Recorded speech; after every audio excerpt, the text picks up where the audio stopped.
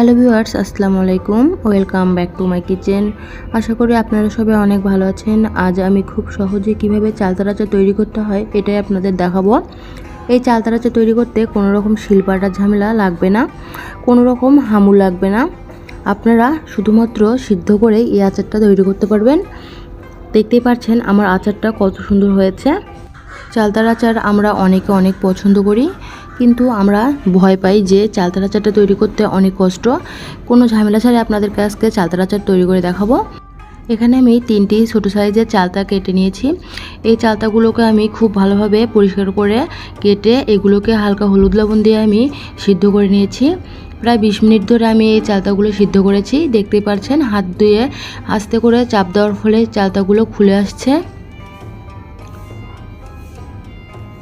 আমি এইভাবেই সবগুলো চালতায় খুলে নেব।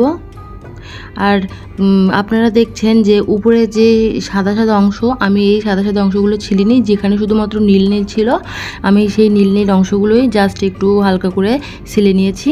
আমি হাত দিয়ে চেপে চেপেই সমস্ত চালতা এরকম আশ্বাস করে খুলে নিয়েছি। দেখতে পাচ্ছেন আমার চালতাগুলো কত সুন্দর সফট হয়েছে। এখানে আমি রান্নার আগে আমি উপকরণগুলো রেডি করে নেব। এখানে আমি 6-7টি শুকনো মরিচ ভেজে নিয়েছি এবং নিয়েছি 1 চামচ জিরার গুঁড়া, 1 চামচ ধনিয়ার গুঁড়া, 1 টেবিল চামচ পাঁচফোড়ন। এগুলোকে আমি খুব ভালোভাবে ভেজে এগুলোকে আমি গুঁড়ো করে নেব।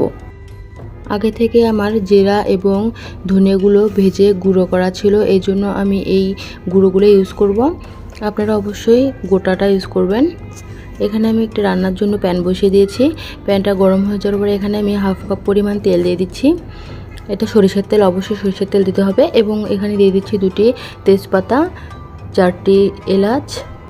এলাচগুলোর মুখগুলো আমি হালকা ফেটে নিয়েছি যাতে করে ফ্লেভারটা খুব ভালো আসে। আর এখানে দিয়ে দিচ্ছি 2টি দারচিনি এবং 3টি শুকনো মরিচ। শুকনো মরিচগুলো আমি মাঝখান দিয়ে কেটে নিয়েছি যাতে করে এর থেকে ফ্লেভারটা আসে এবং হালকা ঝালও হয়। খুব ভালোভাবে নেড়েচেড়ে এগুলোকে হালকা ফ্লেভার আসা পর্যন্ত অপেক্ষা করতে হবে। দেখতেই পাচ্ছেন আমার এই মশলাগুলো থেকে ফ্লেভার চলে এসেছে। এই পর্যায়ে আমি এখানে দিয়ে দেবো থেতো করা চালতাগুলো, দিয়ে খুব ভালোভাবে নেড়েচেড়ে এগুলোকে মিশিয়ে নিতে হবে।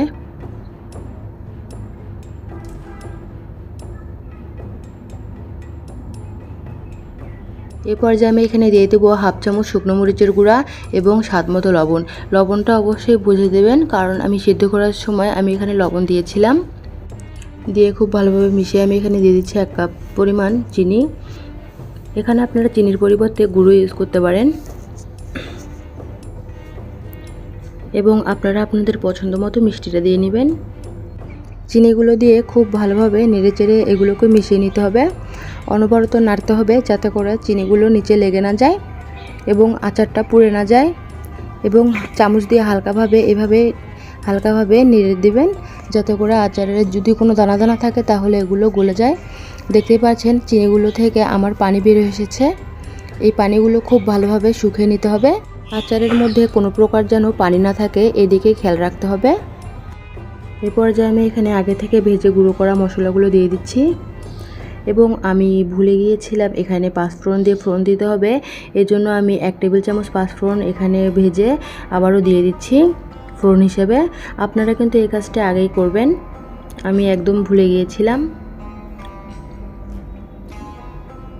দিয়ে আমি এখানে অনেক সময় ধরে আমি এটা রান্না করব। আচারটা আমি একদম লো আছে আমি প্রায় 20 মিনিটের মতো রান্না করব। রোদে শুকানোর মতো করে শুকনো করে এগুলোকে রান্না করতে হবে যাতে করে এগুলোর মধ্যে ছাতা পড়ে না যায়।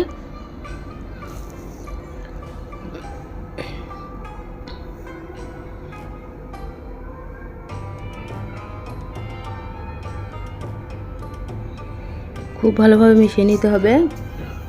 দেখতে পাচ্ছেন আমার এই আচারগুলো থেকে প্রায় পানি শেষ হয়ে গেছে।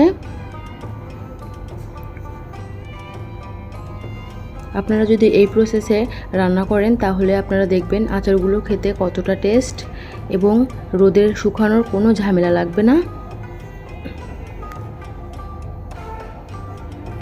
আমি এবার একটি বাটিতে আপনাদের ঢেলে দেখাচ্ছি।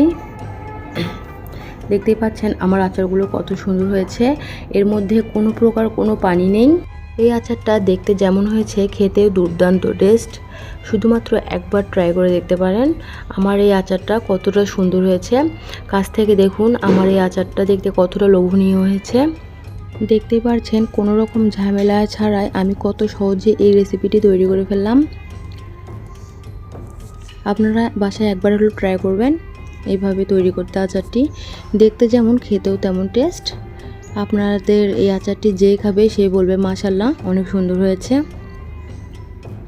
আমি আচারটা তৈরি করলে আমার ঘরে এক সপ্তাহ থাকে না। ছোট বড় সকলে এই আচারটা অনেক পছন্দ করে। আপনারা যদি আমার চ্যানেলে নতুন হয়ে থাকেন প্লিজ আমার চ্যানেলটি সাবস্ক্রাইব করে দেবেন। আমার রেসিপিটি ভালো লাগলে একটি লাইক দেবেন এবং বন্ধুদের মাঝে শেয়ার করবেন। আপনারা সবাই ভালো থাকবেন। আল্লাহ হাফেজ। দেখা হবে পরের ভিডিওতে।